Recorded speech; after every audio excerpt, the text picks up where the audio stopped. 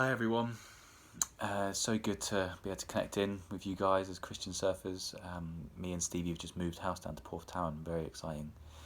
Over the last few months, I've been reflecting on what's happening in our time during lockdown. Moving house in lockdown has not been easy, to say the least, but it's happened and we're here now. And in this time, I've been trying to find some light at the end of the tunnel.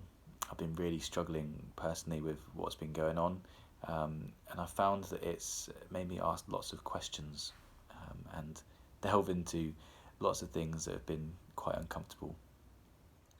And through this time, I started reflecting on this idea of the wilderness and started to understand that the wilderness is not simply a place referred to in the Bible that is kind of like a desert, but actually that the wilderness was a place in time.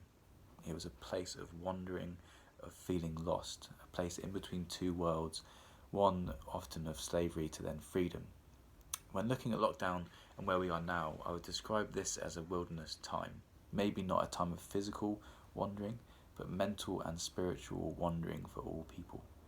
But what we find in the Bible in these wandering places is always a story of new creation, new beginnings, and imagination. The creation story can be described as a wilderness experience, a moment of chaos where God creates a good world, and we see with Jesus a wilderness space, both when he gets led by the Spirit to the wilderness, but also when he goes and meets the Samaritan woman at the well.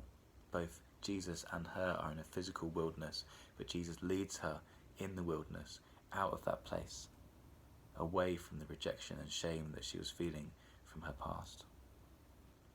But the story of the wilderness that's been speaking to me most recently is that of the Exodus, the group of Israelites that leave slavery in Egypt and get led into the wilderness to be formed into new people.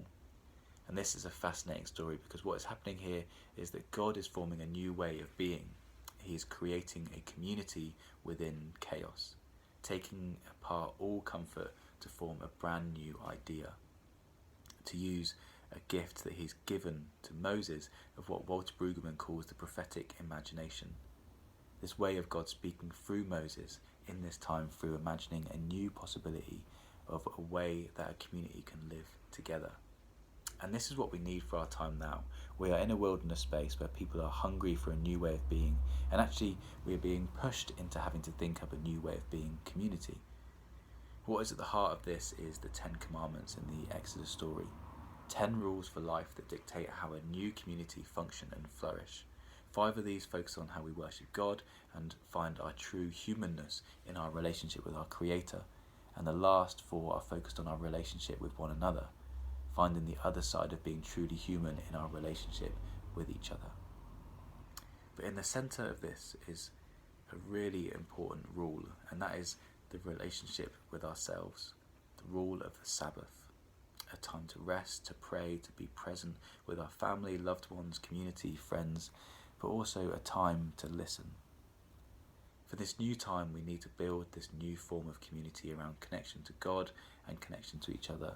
But at the centre needs to be our relationship with ourselves, giving ourselves space for the Holy Spirit to guide us through our imagination, to be creative in how we bring life to ourselves and to our neighbours through our relationship with God.